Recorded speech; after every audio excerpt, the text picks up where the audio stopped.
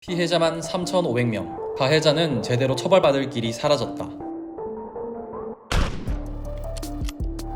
지난 11일 대법원은 특수감금 등의 혐의로 기소돼 1989년 무죄를 선고받은 전 형제복지원장 고 박인근 씨에 대한 검찰의 비상상고를 기각했습니다. 형제복지원에서 어떤 일이 벌어졌길래 30여 년 만에 다시 재판이 열린 걸까요? 한국판 아우슈비츠라 불리는 형제복지원 사건은 한국 근현대사에서 대표적인 인권유린 사건입니다. 부산 사상구 주례동에 있던 형제복지원은 1975년부터 1987년까지 불황자를 선도한다는 명분으로 장애인, 고아, 심지어 일반 시민들까지 끌고 와 감금, 강제노역, 성폭행 등을 자행했습니다. 12년 동안 발생한 사망자만 513명으로 주검 일부는 안매장됐습니다. 이 사건은 1987년 수용자 35명이 집단 탈출하며 세상에 공개됐습니다. 검찰은 1987년 박 씨를 주간 및 야간 감금 행위 등 혐의로 재판에 넘겼지만 1심과 항소심에 이어 세 차례에 걸친 상고심 끝에 야간 감금 행위 일부만 인정돼 징역 2년 6월이 확정됐습니다. 하지만 검찰의 부실, 축소 수사 의혹은 끊이지 않았습니다.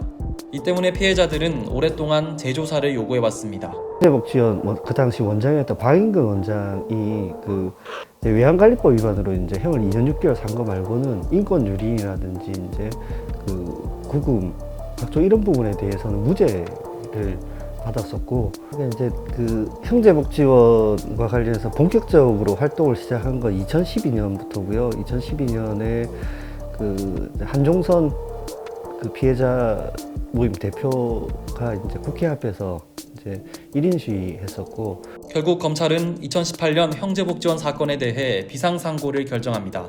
비상상고는 확정된 판결의 심리나 재판 과정에서 법령 위반이 있을 경우 이를 구제하는 제도입니다. 검찰은 비상상고 이유로 불황자를 수용하라고 한 내무부 훈령 자체가 위헌이자 무효이므로 법 적용에 오류가 있다고 주장했습니다. 비상상고는 확정된 판결이 법령을 어겼을 때 바로잡는 제도인데, 당시 무죄 판결은 형법 조항대로 맞게 판단한 것이라 비상상고 대상이 아니라는 겁니다. 이번 비상상고의 기각으로 고 박인근 씨를 처벌할 길이 사라졌습니다. 이번 판결 결과에 대해 일부 피해자들은 분통을 터뜨리고 있습니다. 피해자 명예나 피해 회복이 제대로 되지 못하는 것 아니냐는 우려도 나옵니다. 사법부인 최고 대법원에서 좀 논의를 했어야 되고, 그리고 해석을 제대로 했어야죠. 회피하는 거지 않습니까? 법원에서는 법원 판단이 나는 회피라고 보거든요. 법리적으로 따진다 하면 대법원 판례에서 보면 그게 그들한테는 정답인가는 몰라도 솔직히 좀 아쉬운 점은 있죠. 기각을 함으로 인해서 가가사비가 탄력을 받을지 아니면 동력을 잃어버릴지, 그게 이제 조금 우려스럽다라는 거죠.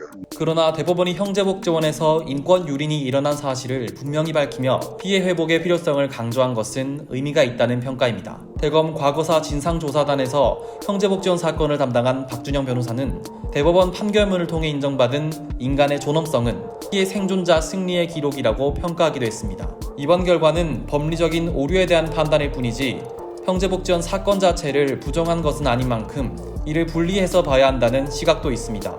일단 별개입니다. 대법원의 입장은 뭐냐면 국가폭력의 수많은 학대나 감금이나 인권 유린이 너무나 많은데 특수감금 하나로 이렇게 다투기에는 부족하다는 거잖아요. 이번 판결이 기각됨에 따라 과거사 진상특별위원회에서 더욱 정확한 조사가 이루어져야 한다는 목소리도 높습니다. 과거사 진상특별위원회의 활동과 관련된 부분에 있어서 좀 더 적극적으로 해서 이제 자신들의 피해에 대한 부분을 밝히는 그런 활동들을 전개할 걸로 예상됩니다. 과거에 있었던 일을 밝히게 된다면 자연스럽게 이제 배상의 부분은 나올 거라고 생각합니다. 그래 되면 이제 피해자분들이 그동안의 이제 고통에 대한 보상은 받을 수 있을 거라고 예측합니다. 그들의 또 다른 한 걸음을 모라노가 응원하겠습니다.